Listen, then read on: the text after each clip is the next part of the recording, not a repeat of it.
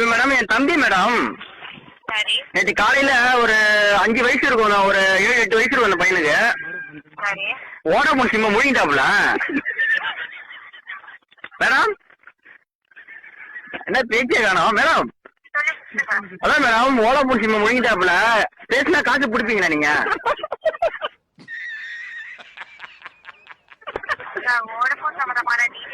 Madam அப்புறம் இது அப்புறம் உங்க வீட்டு சிம்மா தான் சொல்றேன். வோடாஃபோன் சிம்ம தம்பி முழுங்கிட்டாப்புல. சரி மேடம் ஒரு நிமிஷம் மேடம். சரி மேடம் அது சம்பந்தம் டீட்டெயில் கேட்கறேன், கரெக்டா சொல்றீங்களா?